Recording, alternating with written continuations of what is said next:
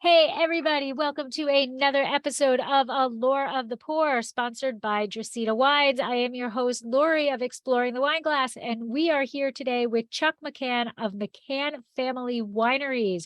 So welcome, Chuck. Thank you for coming on. Thanks for having me. And so the wine of the day is one of my favorite varietals is Viognier. So when we start getting into the wine, which won't be too long because I'm a little thirsty, we're going to be talking about this 2021 Viognier from Sonoma County. So thank you for sending that over. I am excited to try it. It's all over here ready for my first sip. My pleasure. But before we get into it, I want to get a little bit into the McKahn. And am I saying it correctly? McKahn? You are. Okay. Yeah, you are. Okay. Yeah. So that is how I pronounce it, but I have relatives on the other side that they say McKahn. Okay. So I think they say it wrong. Yeah, we actually had a name spelling change like 100 years ago, I think. There was an A between the H and the N. And Oh, so I have, McKahn. The yeah, I Scottish? guess. No, it's definitely Irish. Oh, okay. I honestly don't know the genesis of I don't know what it was pronounced like back then and why they changed the spelling or any of that stuff. So no one thought to ask while those people were alive. So it's a mystery for us surviving McCanns for sure. Was it when they came over? Because I know a No, lot of people, they were already here. no, it was after. It Okay. was after, yeah. Because a lot of Quite names quite a got bit, quite a bit changed. after, yeah. Okay. A lot of names got changed when people came over, right? They're like, we're not writing that out. We're just going to do this. Yeah, no, it wasn't, it was on purpose. It was not Okay. a Ellis Island clerical error. Oh, that's you. I would be diving deep into just try to figure that out, with all the spare time I'm sure you have, right? Right. So McKahn Family Winery, actually, from what I understand, really is the birth child of your mom having a little bit of empty nest syndrome, right? You went away. She wanted to start this winery. Well, yeah, it was, I mean, not really. Both my parents had listened to me kind of dream about opening a wine brand or starting a wine brand for, oh, I don't know, since definitely 18 years old. So by the time we started it in 2014, I was 25. So like 7 years. And they had seen enough of my own personal growth in the wine industry at that point. And kind of the story is that they came into a little bit of money. My dad sold his ski boat. He wasn't using it, sold it, and we took that cash and started the wine brand with it. Okay. But yeah, I mean, it is, I don't know about an empty nest syndrome, but definitely we spend more time together now that we have a business than we ever did after I moved out. So I guess so. And I read you knew from like 15 or you just said like 18 that you wanted to be a winemaker. So your mom was in the wine industry prior to. Yeah. Okay, so you just fell in love with the industry?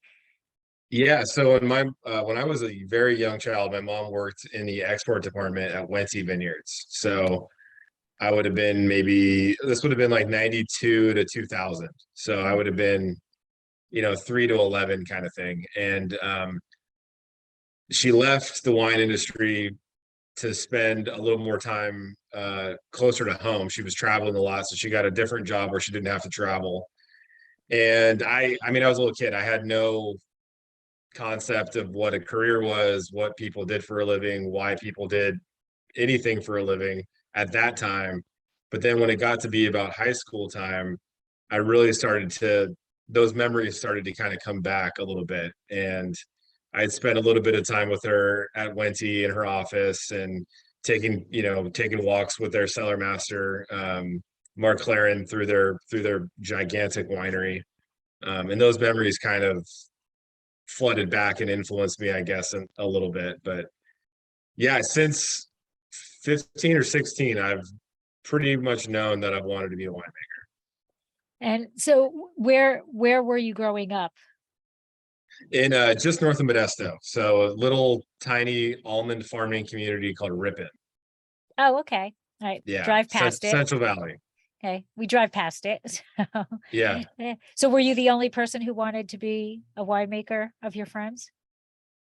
Only person who was talking about it. I went to Mhm. high school with the two McManus children, Tanya and Justin. Their parents own McManus Family Vineyards. You'll see they make a bunch of wine. You'll see their wine all over the place. So apart from them, I don't remember anybody else talking about it. In my, not necessarily my graduating class, but in like plus or minus a couple of years, there have been other winemakers that have come out of Ripon High School, but not many, not many. It was definitely not a career that anyone really talked about. And so when you were that age, when you just decided you were going to be a winemaker, you're walking through the winery and stuff. So you actually did get a back, the behind the scenes look, because I think a lot of people who were like, oh, winemaking, it's so romantic, it's so awesome. You get to drink wine all the time. And that's really not the story behind it. But you got to see some behind the scenes. Were you at that age, did you notice those behind the scenes stuff? The incessant cleaning, the No, no, I was so young. I mean, I was, like I said, not even really a teenager when my mom was working there. They, I did notice that these were hardworking people. So kind of right from the beginning, I knew that wine making was not like a romanticized career. These are these are people who are sweating for a living. It's a manual labor job, especially for the first 10 to 15 years of doing it. And but no, I did not, I didn't know what I was looking at really. I just saw people working hard and having a good time doing it. well, that's always good. That's always good. Yeah, And then so now you went to college, you went to Cal Poly? yeah, Okay, yeah, so you went to Cal Poly for enology? yeah. And so how is that like that program for you? Did it open your eyes? Did you think, yeah, this is pretty much what, or did you go, whoa, I'm not so sure I want to do this anymore, or yeah, this I'm right on. No, college was fun. I chose Cal Poly not just because of the wine program, but because of the location.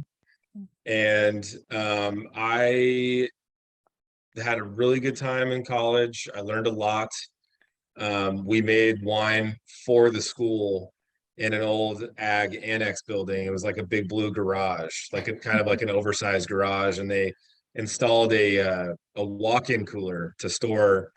I think we had probably 12 barrels in there, and I have not seen it yet, but I hear that Cal Poly's winery is now open. It's a professional, Oh, fancy-looking wow. winery, so I'm ready to get down there to go check it out. But no, Cal Poly was awesome. Had a really good time. The program officially was pretty new. The Poly's put out winemakers for years and years and years, but they always had fermentation science degrees or fruit science degrees or some kind of a related chemistry. And then when I got there in 2007, they had, to my understanding was they had just made it an official major. Okay. So within a couple of years of me arriving there.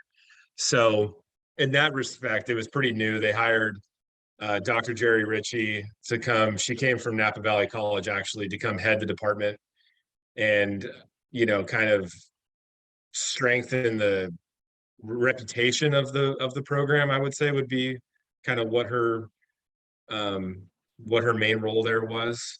But they had Dr. Keith Patterson there for a really long time, and he has since passed away. But they've always had a strong foundation of winemaking education and viticultural education. But when I got there 15 years ago, they really formalized it. Um, but I would say that my own personal growth has always come more from working than from school. And I don't know if that's just the way my brain is wired, but even though Cal Poly is their their slogan is learn by doing. There's just nothing like not having a summer vacation. Like there's nothing like working your butt off for a couple years at a time and really getting into the seasonal rhythm of making wine and growing grapes. But I have a special place in my heart for Cal Poly, but my work experience has always been a little bit more um I don't know, impactful, I think would be the word that I'm looking for. And actually, that was going to be my next question is you're in school and it's for the most part, I mean, you were making wine and everything, but it's kind of guided making wine, right? So it's more Right. book smart or book knowledge than hands-on knowledge. It's very limited in the spectrum of that hands-on knowledge. Then you graduate and you're like, "Ooh, welcome to the world. I need to go get a job." So what was your first job out of school? Yeah, so I actually before I went to Cal Poly, I worked for McManus for a whole summer and most of a harvest. And then in college, I worked for Tolosa for multiple harvests. Oh, So okay. that really helped me. I mean, I did better in school because of those jobs. Like I got to actually see what the instructors were talking about, and we did make wine on campus, which was really important.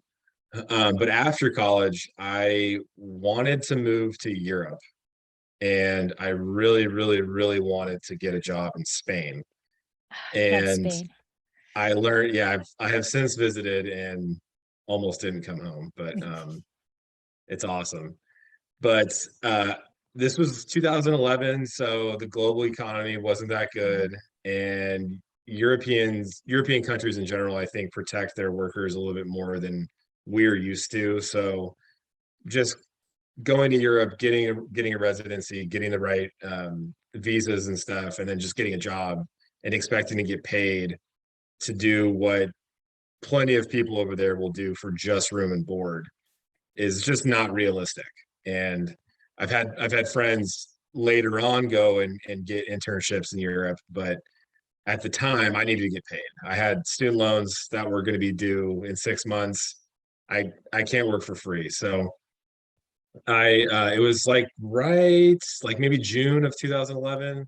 I was getting a little desperate. Europe wasn't working out. So I just got on winejobs.com like we all do and just sent out my resume to probably a dozen wineries, some of which I had heard of, some of which I hadn't, and just looking for a seller internship. That was really all I was looking for. And most of them were up here in the North Bay. So I would say like 9 of the 12 were in Napa, and then like 3 were in Sonoma. And I got a couple of job offers at multiple wineries, but one of them was Chapelet Winery in on Pritchard Hill in Napa. And I did not come from a wine consuming family that I mean they drank wine, but they were not drinking Chapelet wine. Right. And so I actually had not heard of them. I felt kind of embarrassed to have not heard of them, but I can forgive myself for that now. So I worked the 2011 harvest of Chapelet. I got the job. They told me in my face I got the job because of what I looks like I could do in the cellar. I could drag a hose, push a pump, wouldn't need any hand holding, wouldn't need any help moving heavy equipment. And I was like, you know what? I don't care. Like I'll do whatever you guys want me to Right. do. So um I got like everyone else, I got laid off at the end of harvest. It was a wild harvest, by the way. I was so excited to be there. Um, so excited to meet new people, moved out of San Luis Obispo, new town, new wines. This is Napa Valley. This is the show. Like I had my notebook. I was going to take copious notes, work hard, not take any days off. And it was the most depressing harvest that Napa's had since 1972. And the full-time staff there were just sad, just the whole time. It was cold all summer long. It rained like I want to say like 5 inches maybe in September. We had, Oof. vineyards that weren't even done coloring up, weren't even done through veraison in September. We're just getting rain dumped on top of them. You're way past the point of being able to spray. And it was just so much fun to see a professional organization just having to be humble and Well, say like, okay, we're going to learn how to make wine in a wet year, which they right. hadn't had at that point, I think 1998. So like 13 years. Yes. And it wasn't nearly as bad as 2011 or 1972. So like, it was awesome to be there to see that. And I lost my train of thought. I got laid off at the end of harvest, and like most interns do. And their enologist got a promotion up to Cade as assistant winemaker, and his spot opened up, and they offered it to me. So I took it, and that was at that point in time that was my dream job. It was about 50% lab, 50% cellar, uh, all the tasting that I could handle, blending trials, all that stuff. So excuse me. So that was my first year out of college, was moving to Napa and getting through that harvest, and then just waiting on somebody to open up a spot for me.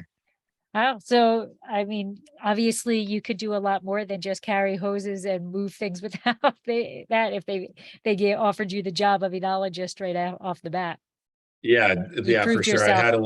I had a lab harvest under my belt. I had done plenty of wine chemistry in college. And more importantly, though, they liked my personality. I got along really well with Mhm. all the full-time staff there. So I had got along really well with my fellow interns there as well. So it was a good fit. I got really lucky that Steven moved on and went up to Cade, because I would have been sitting around for a while. It was one of those times where like the economy was a little scary for people looking for a job. You know, Right. there weren't like help wanted signs everywhere, like there are now. No, right, right. Now it's the opposite. Nobody wants to Yeah. work. But what an educational experience too, because if you think about it, if you go into as an intern and everything is perfect, it's the best season ever.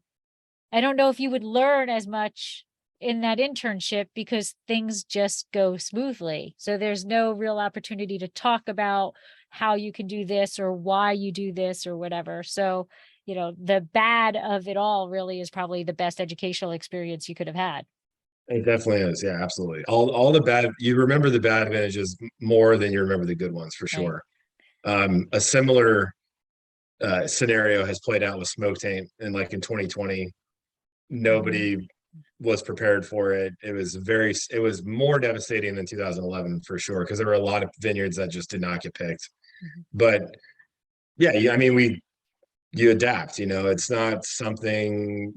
The good vintages kind of make themselves. You're just kind of walking a dog at that point, a Right. well-trained dog. Right, right, absolutely. So that was 2011. Now McKahn actually started in 2014. Yeah, yeah. I was Hmm. still enologist at Chapelet in 2014, and we crushed a Chardonnay, Syrah, and Zinfandel in Okay. 2014. And do you have a state fruit at McKahn or are you sourcing or a Yeah, we combination? don't own any vineyard. Yeah, Okay. we purchase all of our grapes. Okay. And so how did your family, I mean, I guess mom working for Wente kind of gave her some connections, and you being in the industry had some connections, but how did you sort out your vineyards of where you want to source from?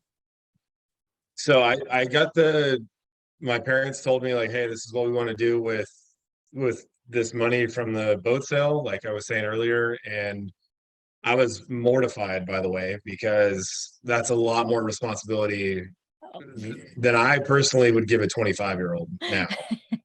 But they believed in me, so I definitely took the reins Okay. with the sourcing, where we're going to make the wines, the style of the wines.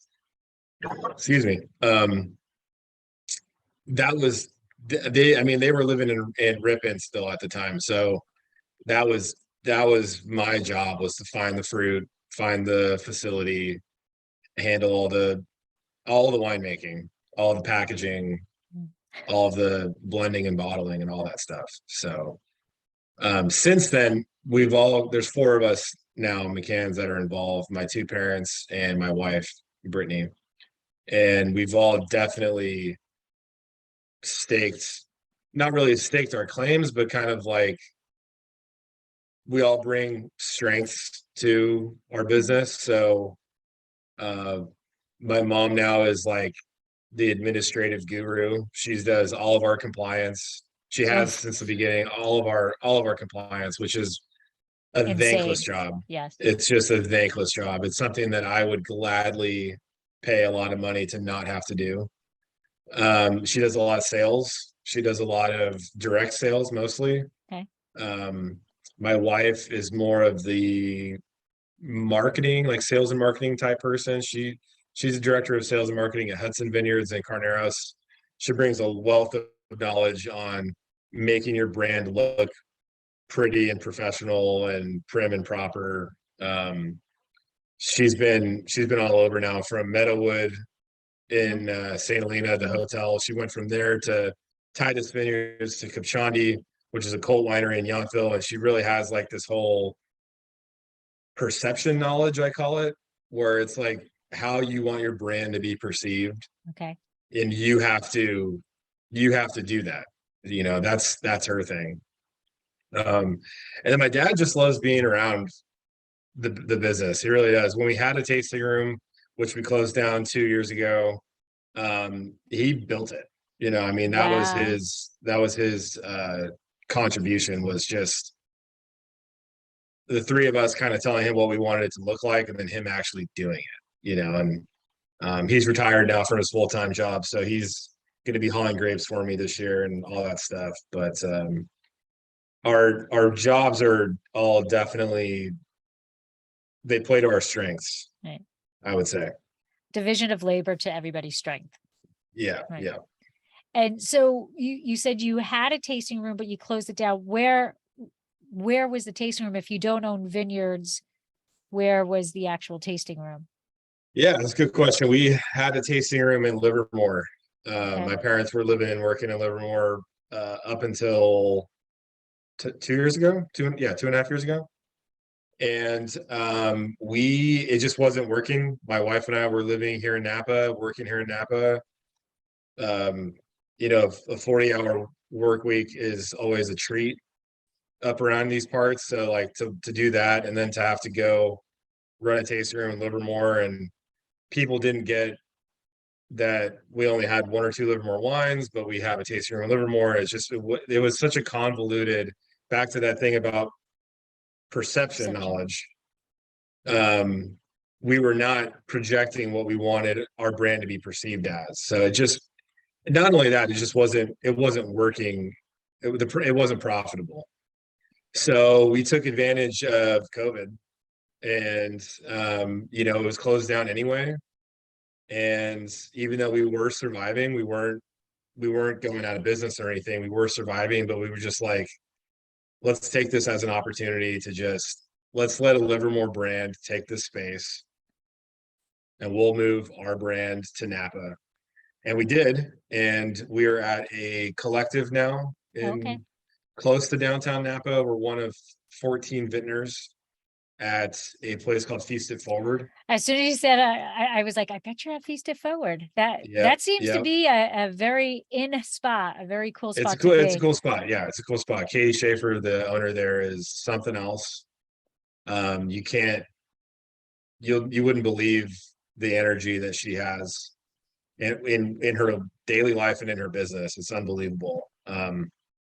It's a cool, eclectic, something for everyone tasting room. It's big now. She's got two different buildings and like a whole entertainment area between those two buildings. So we've been there for 2 years, and my parents moved up here to Napa full time 2 years ago. So we're a Napa based brand now. So we've no plans to open up a tasting room on our own. Kind of been there, done that for the time being. But if the right opportunity ever came, I would definitely entertain it. And now back to those vineyards.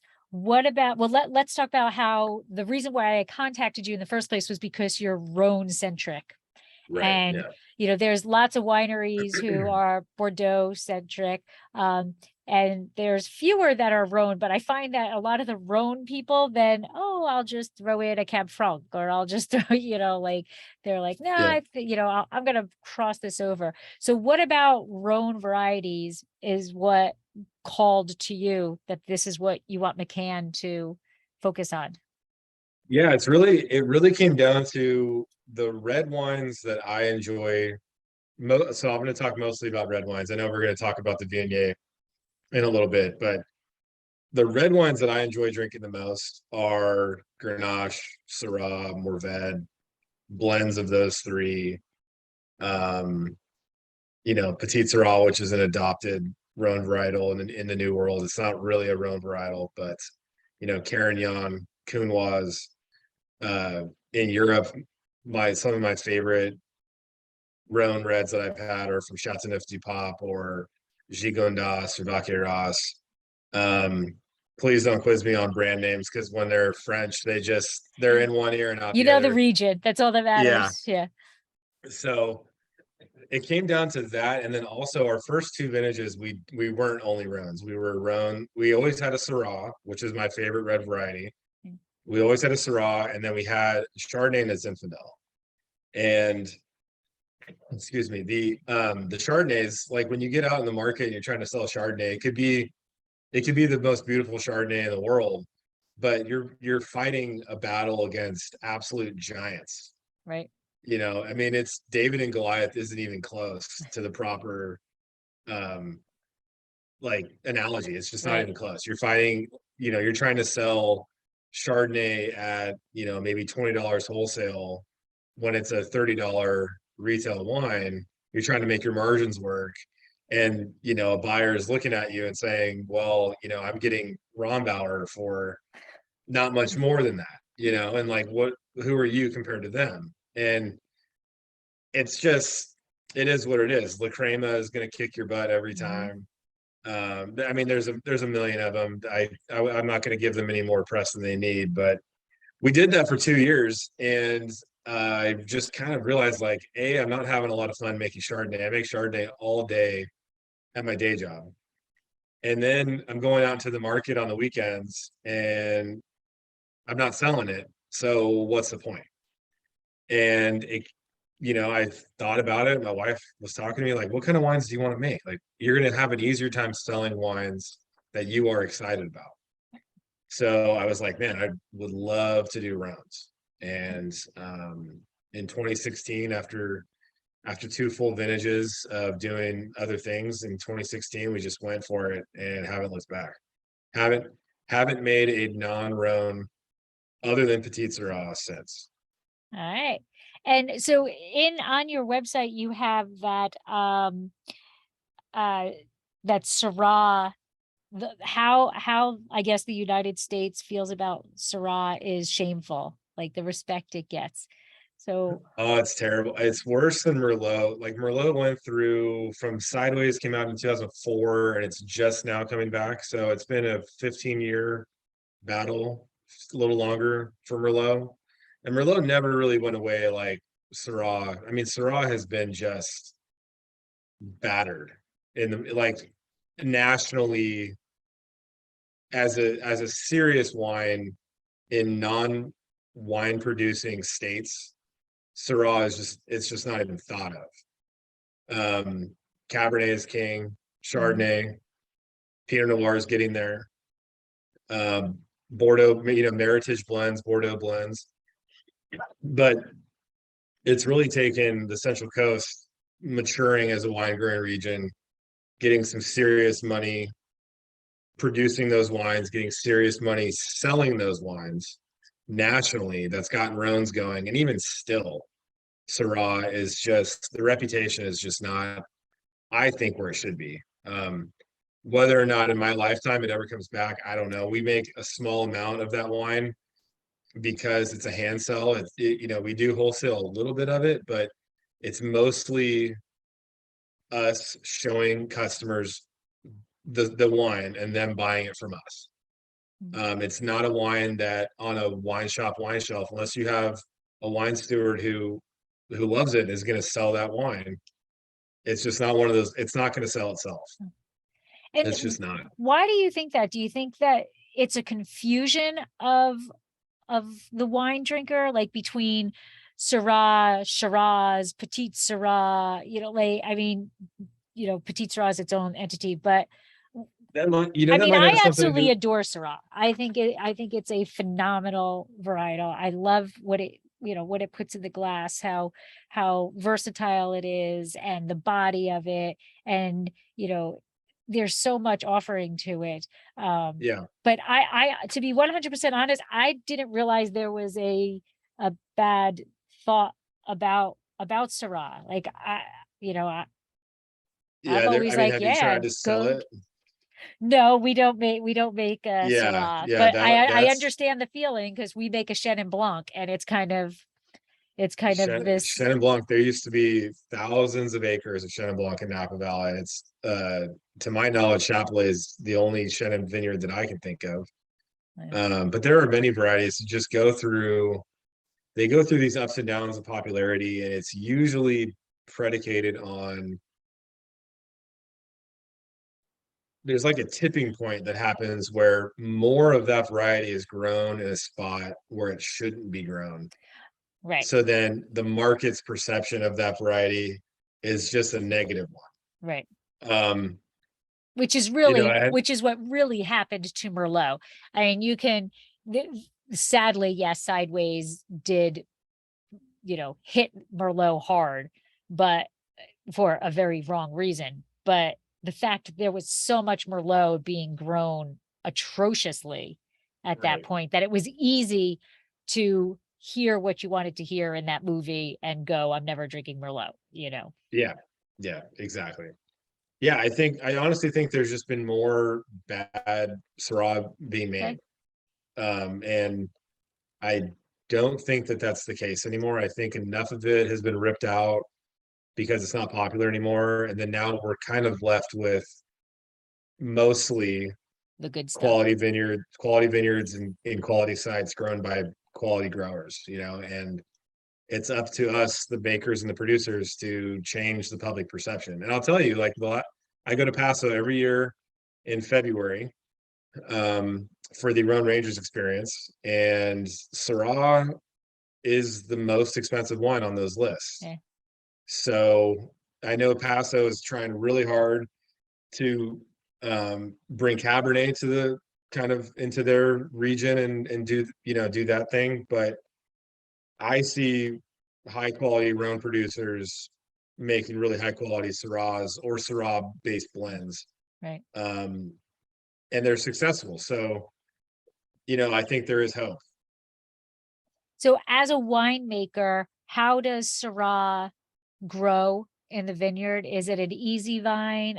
You're talking about, one of the comments you have is that terroir is more than soil and weather. Okay. So how does that play into effect of how you get your fruit in terms of, and process it and things like that?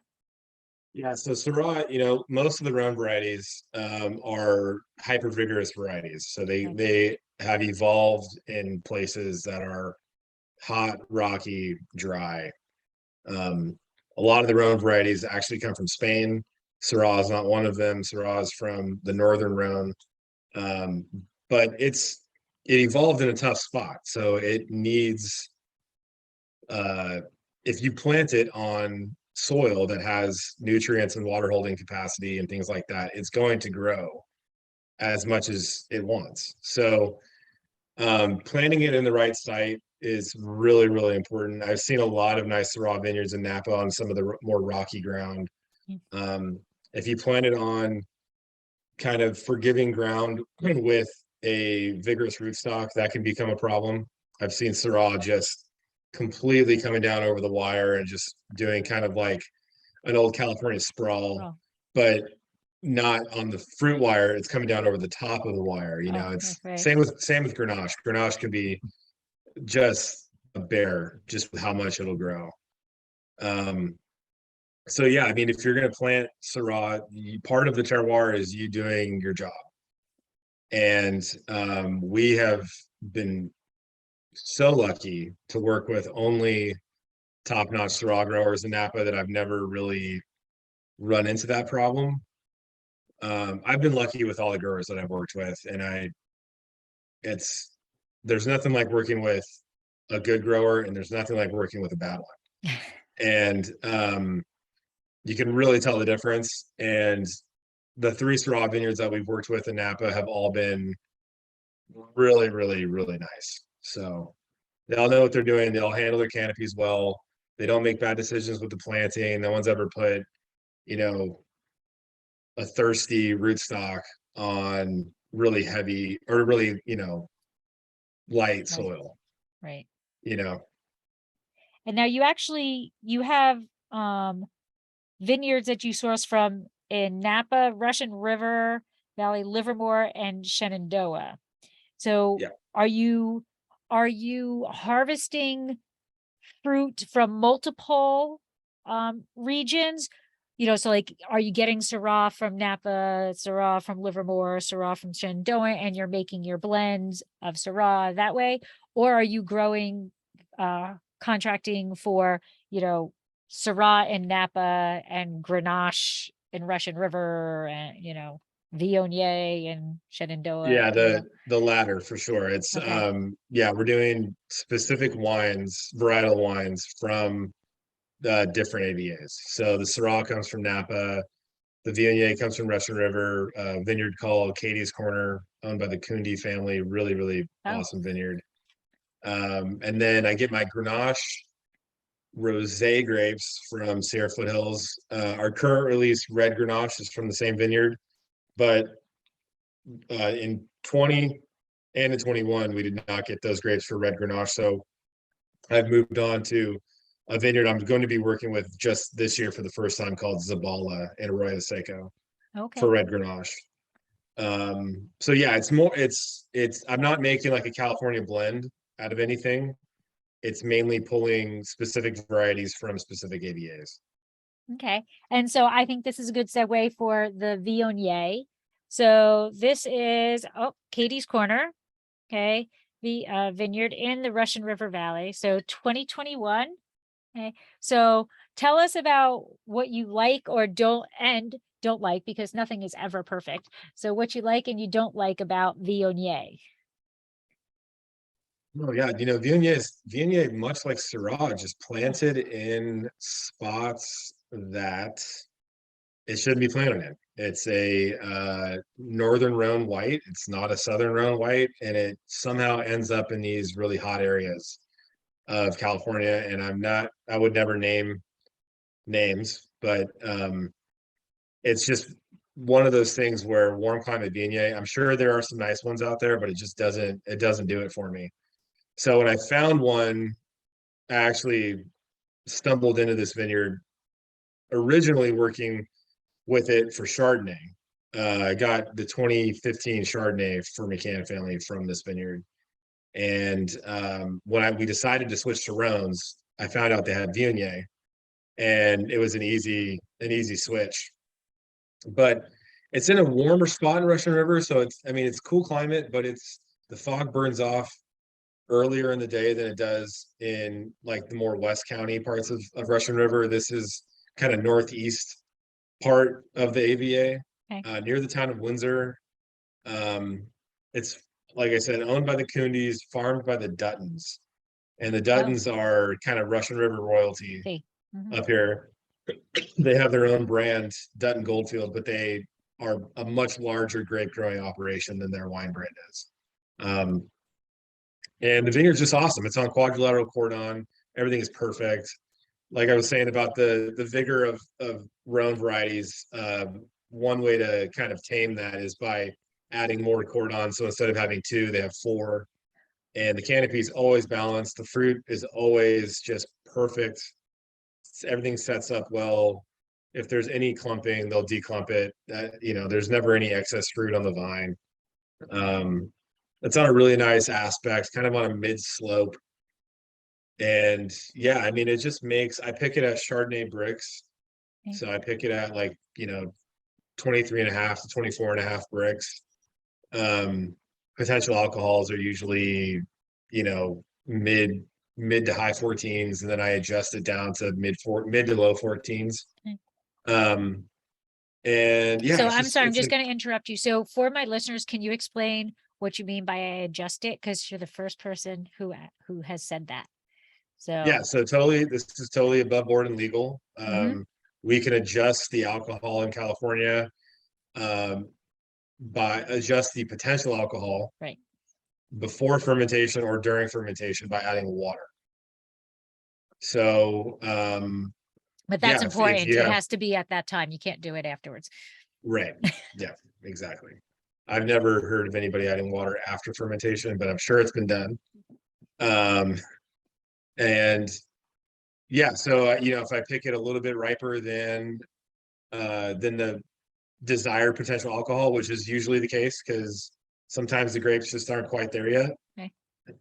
Even though the sugar is there, because there's photosynthesis happening independent of the flavor development in the grapes. So regardless of what the sugar is telling you, you might not have the flavors that you want Right. that are going to end up in the resulting wine. So yeah, and it's never very much.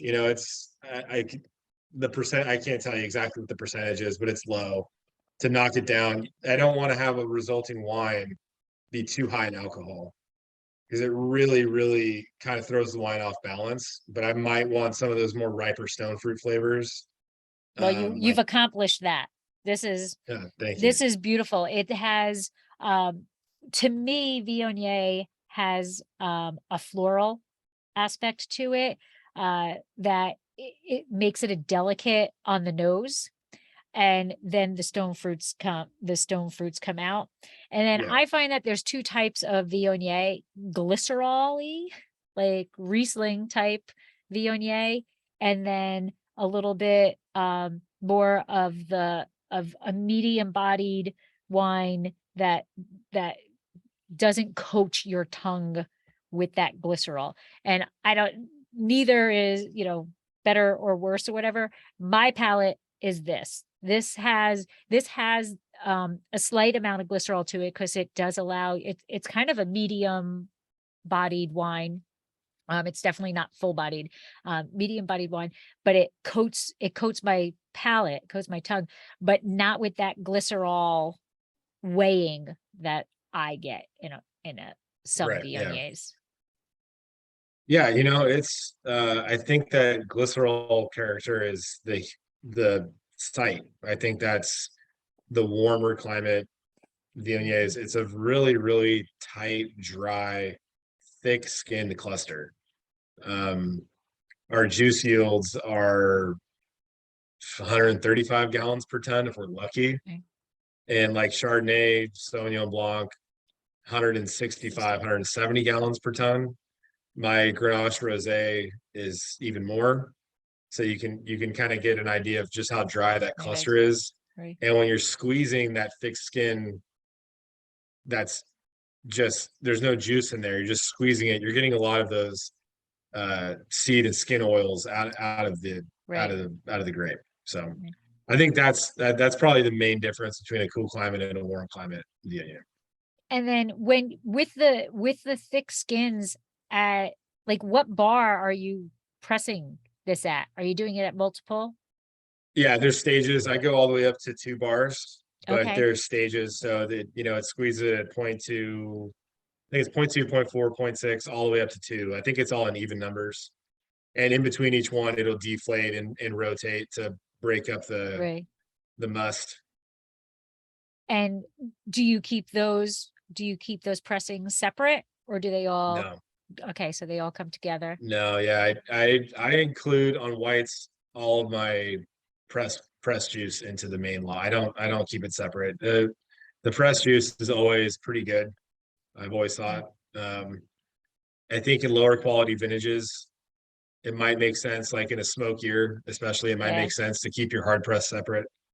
Yeah. But no, I've always kept them together. Okay. So now you've pressed them and you go into fermentation. Are you inoculating? Yeah, so it goes to tank first to settle, and then we 2 days Yeah, later we'll sorry. rack and then Yeah. barrel down.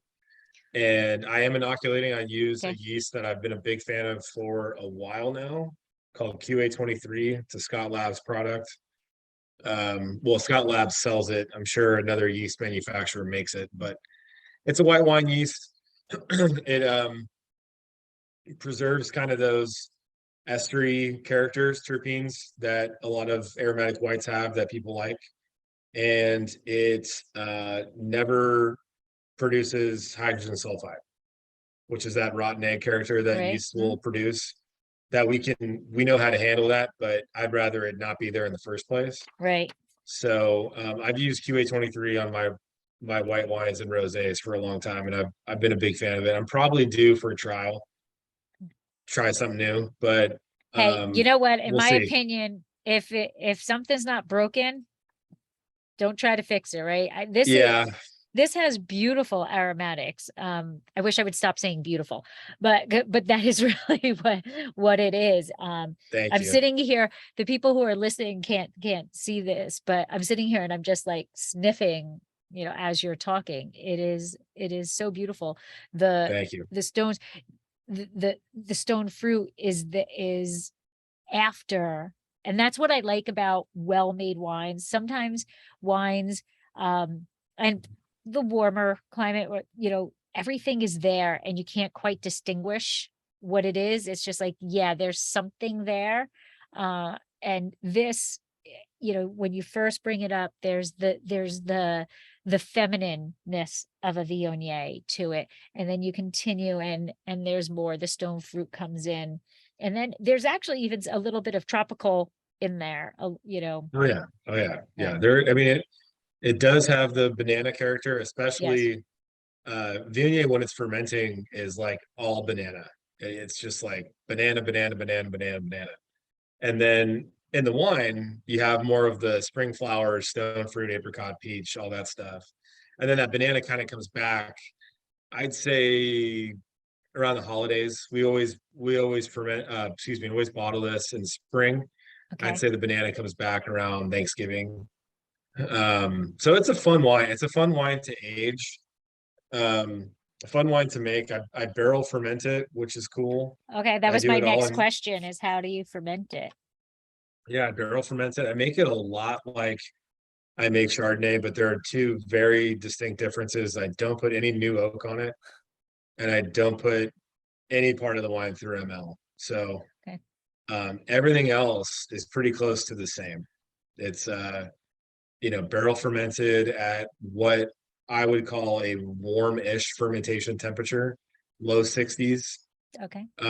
It's hard in any cellar to keep the fermentation temperature below that in barrel. But we at William Harrison, where I make the wines, we have a really nice refrigeration system that keeps the cellar cold. But 61, 62 is kind of where it ends up at. And I stir the lees after fermentation. I stir the lees every 2 Gives weeks to the body. for 3 months. Okay. So there's definitely There's some that, nanoproteins yeah, and and there's that and medium texture in body. there. Yeah, absolutely. Absolutely. And then, so it's neutral oak and then you're bottling. So this is 2021. So you do release it relatively quickly. Yeah, I'd like to get it out in for our April release. So we bottle Okay. it usually in February or March. I try to get a 6-month aging on it, and Okay. then and middle to end of April, it's ready for prime time.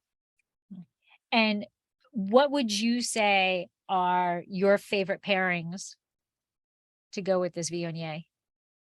Oh gosh, yeah, that it's a it's an elegant wine, like you said, but it is a fuller, at least a medium bodied wine in the Yeah. palate. So it can stand up to some richer foods.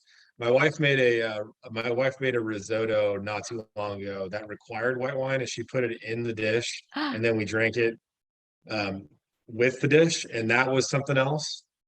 Uh, yeah, anything I'm that you not would gonna have. lie, I would not put this in my risotto.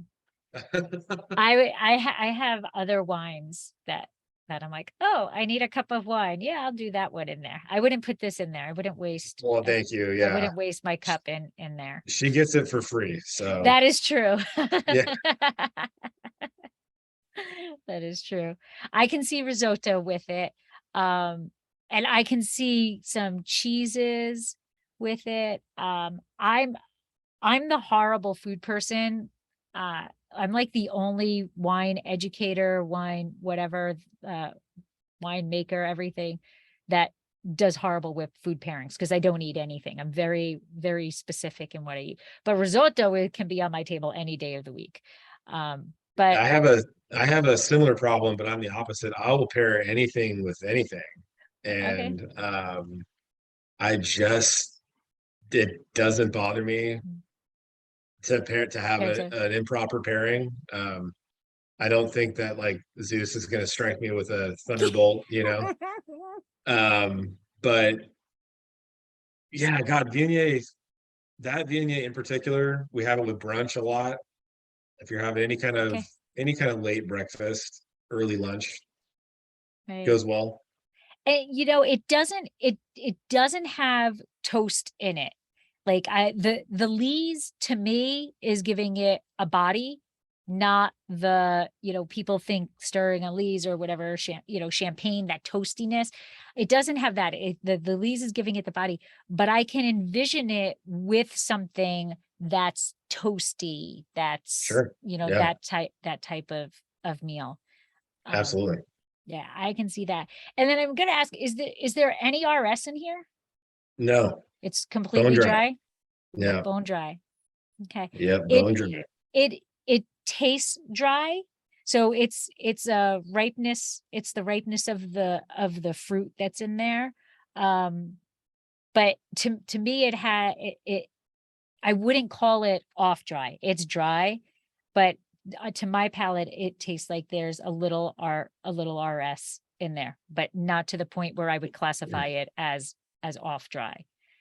Yeah, that's one of the things that I kind of the school of winemaking that I come from. Like if you can make a dry wine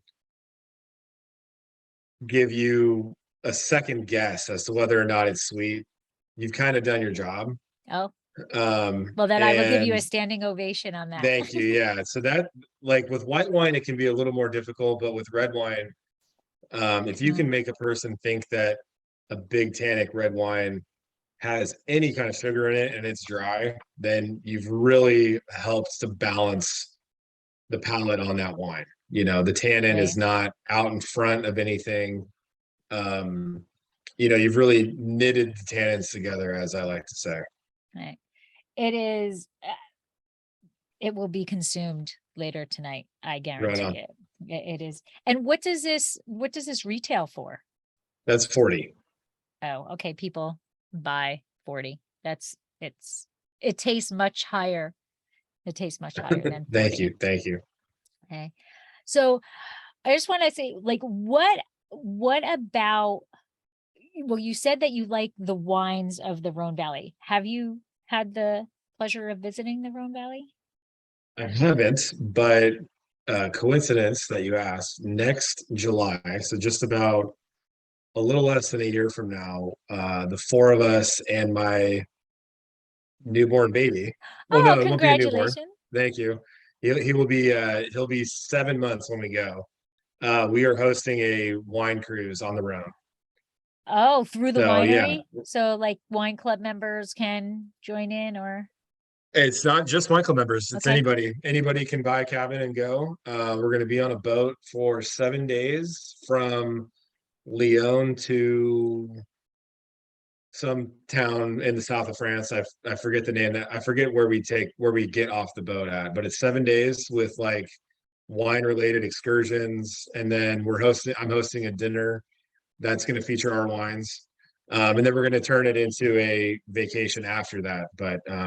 But no, I'm really looking forward to going. Châteauneuf-du-Pape is a place that I've had my eye on for more than 10 years. So the whole thing is going to be pretty cool. I've never been either, but it just looks amazing there. It looks amazing. Yeah, I've been to Paris and went to a couple wine shops in Paris and Chateauneuf, Gigondas, Vaqueras, a lot of Rasto. Rasto wines are a lot more affordable, and they're down the street practically. They're a much lighter style than Chateauneuf du Pape's are, but of the Rhone wines that we saw in Paris, a lot of those. So a lot of Cote de Rhône too. You can get a Cote de Rhône, you can get a good Cote de Rhône in France for like €8 a bottle, €9 a bottle. I tell people all the time that if you're at a restaurant and you know you want a good wine, but you have no clue what you're looking at, take a Côte de Rhône. Probably not gonna go wrong. Yeah, it's a pretty safe bet. And it's usually, like you said, not one of the higher priced ones on the list. No. It'd be equivalent of, in California, I would say a Cote de Rhône would be the equivalent of probably a Central Coast AVA. Okay. It's a pretty big appellation. So they're pulling from a lot of different regions. Right. So I would say that would be a decent guess or a decent analogy. Central Coast AVA wines are a lot more than €10, but they're in Europe, it's a little different buying wine, but I would say that would be a good analogy. Right, absolutely. And then I just want to bring up your wine club because I think it's hysterical. The name, I love it. So it's called the Final Club. And I just want you to explain to the listeners and viewers where that name came from because I absolutely love it. Yeah, right on. I got my dad's mom, my grandmother is 81, and my whole life she's from Wisconsin. She has a good time. When we're all together as family, like grandma's there to party and she's there to have a good time. And she has her final Manhattan, and then she'll have her final Manhattan. So it's kind of like two is one and one is done kind of thing. So I don't know. We have with our brand, it's all McKahn family, right? Like everything has some kind of a familial tie into the brand some way. Like we have a wine called Morning Glass, and it's a red blend, and we got that name because when we used to take this lake vacation, we would call the lake in the morning glass. Like we're gonna go get the Morning Glass ski run going, So when we wanted to name the club something, like everyone just has like, wine club, or family club, or you'll come up with some name. I'm like, well, I want to come up with something that will remind us, or have a story to tell. Right. So I just why don't we call it the Final Club? And of course she got a big kick out of it. And but yeah, that's the genesis. Grandma Tish with her final Manhattan. I think that is hysterical. I absolutely love it. And we She's a have funny lady. We have a friend of the family who has now passed, but years ago he used to have a final beer. So not as elaborate as the Manhattan, but he would drink beer and he would smoke like a chimney, man. That he like it was alternating hands, but he would drink all day and then he's like, here's my final beer. And that was usually around, I don't know, 7-ish at night or whatever. And then he would finish that beer and then he'd go get one more. And we're like, but wait, that was your final beer. He's like, this is my final beer. The final, yeah. So, all right. I don't think he actually said final. I think he said second final. He might have been the second final, but it was the same concept. Yeah. The final's gotten me in trouble a couple of times, but it's all good. It's always like the final ski run, right? That gets you in trouble, right? It's always that final. But so thank you very much for joining me. Thank you for sharing this Viognier. It is outrageous. My husband and I are going bowling tonight. We're in a little bowling league. But this is going to be how we decompress after bowling because we need to decompress after our bowling league. So it is absolutely stunning. And I I am a huge Viognier fan, so I'm a little critical when it comes to when it comes to Viognier. You know, my husband will be like, "This is fine," and I'm like, "No, no, no, no, you have that one. I'm not." But this one, I'm going to drink more of this one than he will because Thank I'm you going to so be much. pouring my glass heavier than his. It's going to be like Thank one you. for you and two for Yeah. me type thing. So, but thank you. And Thank you. where can people find McKahn family?